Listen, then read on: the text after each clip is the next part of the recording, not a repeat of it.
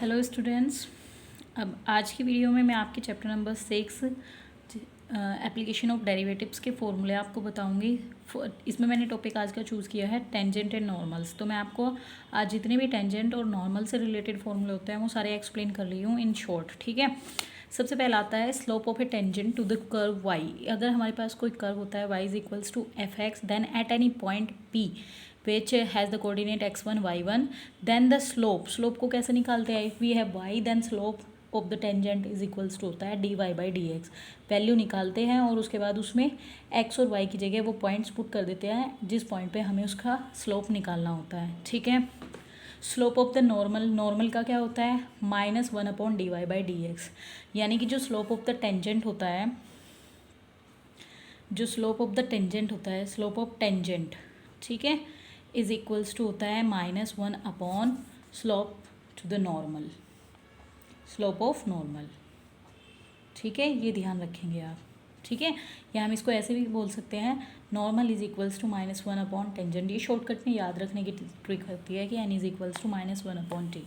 ठीक है, next equation of a tangent. अगर हमें टेंजेंट की इक्वेशन निकालनी है तो टेंजेंट के लिए हम क्या यूज़ करेंगे? dy/dx। देन फॉर्मूला होगा y - y1 is equals to m x - x1।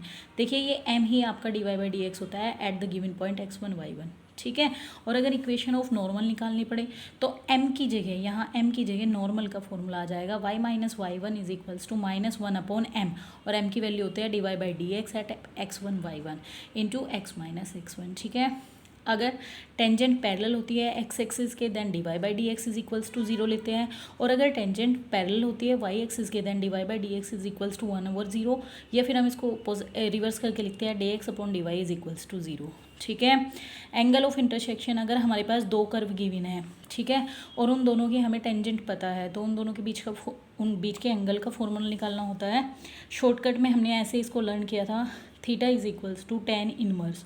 ठीक है, tan inverse m1 - m2 upon 1 + m1 m2। देखिए यहाँ पे ये साइन ये डिफर करता है कि जो वैल्यू बड़ी होगी उसमें से छोटा वाला माइनस करना है। एंड मॉड ऑफ दिस, यानी कि हमें पॉजिटिव वैल्यू लेनी है, इसकी पॉजिटिव और नेगेटिव दोनों वैल्यू काउंट करनी है। ठीक है, तो इसी में m1 क्या होगा? dy/dx of curve c and dy/dx of curve c2, यानी कि फर्स्ट कर्व की स्लोप और सेकंड कर्व का स्लोप ऑफ टेंजेंट। ठीक है, अब इसके बाद ऑर्थोगोनल कर्व। देखिए ऑर्थोगोनल कर्व क्या, कौन से कर्व होते हैं? हमेशा ध्यान रखना, कई बार नाम से भी हो जाती है सेटिंग। ऑर्थोगोनल कर्व होते हैं वो कर्व जो परपेंडिकुलर होते हैं, और परपेंडिकुलरिटी की कंडीशन क्या थी? m1 m2 is equals to -1।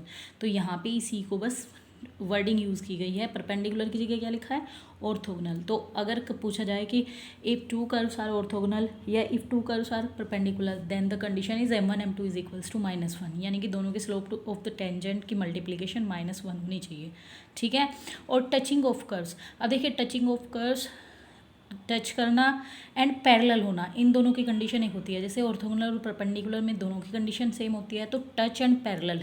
ठीक है, ऑर्थोगोनल का मीन्स क्या हुआ? परपेंडिकुलर, यानी कि 90 डिग्री का एंगल, और टचिंग द कर्व्स का मतलब क्या हुआ कि उन दोनों में कोई भी एंगल नहीं होगा, यानी कि पैरेलल हो गए।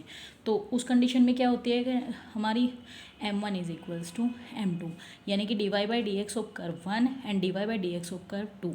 ठीक है, तो ये कुछ फॉर्मूले थे आपके टेंजेंट्स और नॉर्मल से रिलेटेड। ये एक शॉर्ट रिवीजन था टेंजेंट एंड नॉर्मल से रिलेटेड। ओके, इनको रिवाइज कर लो। नेक्स्ट टॉपिक में नेक्स्ट वीडियो में आपकी बनाऊंगी इंक्रीजिंग और डिक्रीजिंग फंक्शंस के ऊपर, और उसकी रेंज के बारे में भी आपकी बताऊंगी कि उसकी रेंज को कैसे निकालते हैं, डोमेन और रेंज। ठीक है, चलिए आप लोग अपनी प्रिपरेशन कीजिए and best of luck for your exams.